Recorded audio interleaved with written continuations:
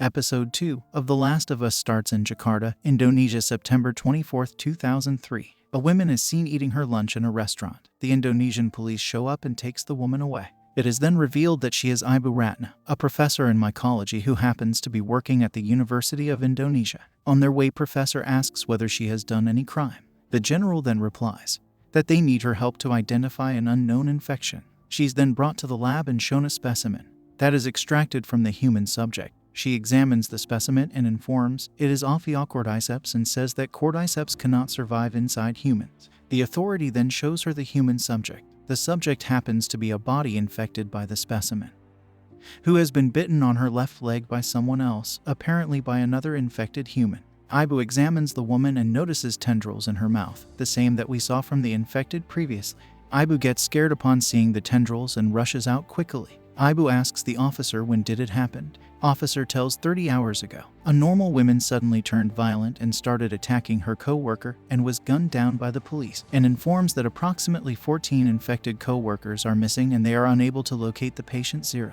Ibu is shocked to learn that patient zero is still out in the open. Officer points that Ibu has been brought in to try and find a vaccine and cure for what's occurring.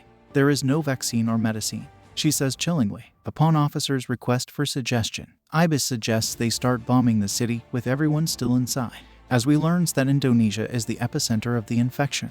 Meanwhile, Ellie wakes up with sunlight beaming down on her. She's inside a building with Joel and Tess both eyeing her suspiciously. Joel points the gun at Ellie and asks her to show her arm. Ellie then shows her arms. Tess questions, what was Marlene doing with an infected kid?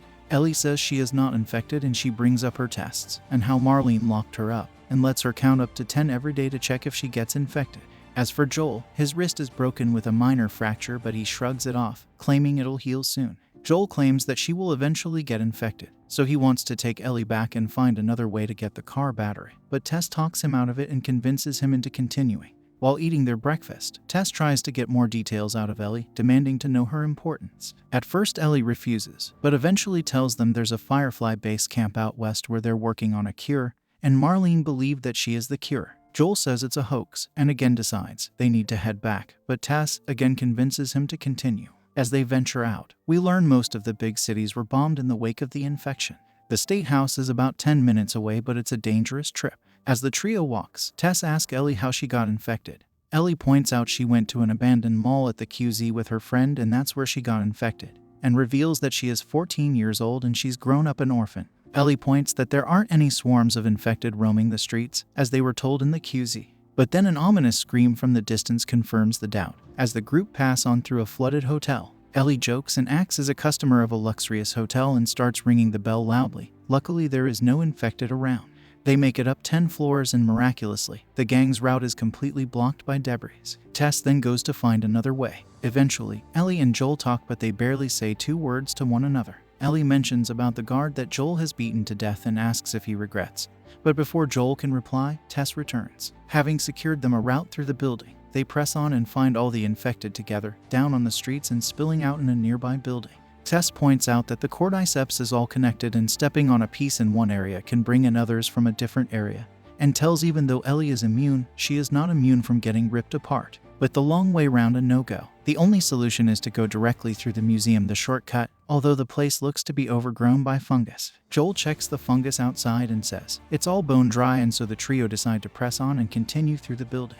Then Ellie sees a dead body and claims its bite marks are not like other bite marks Joel and Tess suspects, and tells Ellie to be silent, but soon they run into bigger problems when a clicker shows up. As this creature shambles into the room, another clicker is joined. Joel tells them not to make a sound, so Ellie does, and it causes Joel to fight one off. As Joel and Ellie try to survive, it's Joel who manages to get the killer blow on both clickers, and they come away with Ellie scratched and Tess with a twisted ankle. After the clicker encounter, the group head up to the roof. Tess has twisted her ankle, so Joel helps her out. Tess griefs at Joel's negative attitude towards Ellie and encourages him to go and see Ellie instead. Both Joel and Ellie talks as they looks at the State House in the distance before they continue on. The group make it to the State House, where Joel goes forward and investigates. Fresh blood are spattered on the ground, indicating someone is inside the building. Tess goes ahead with Ellie, where they find several dead bodies on the floor. As Joel observes the damages, Tess desperately searches for the battery. Joel then concludes it is not done by Fedra and claims that all the Fireflies have been killed after being infected.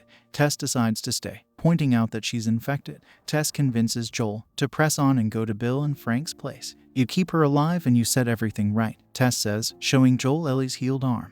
When one of the infected moves on the ground, Joel shoots it in the head. The tendrils of the infected moves, as it seems other infected nearby are signaled and are coming. Tess decides to buy them some time.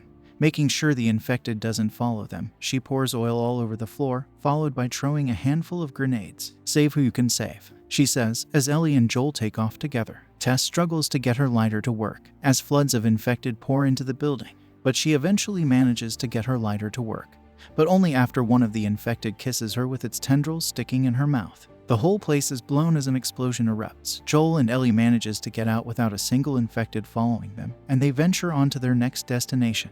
Thank you for watching. Hope you liked the video. If yes, then please like, comment, and subscribe to our channel for more of compressed recap videos.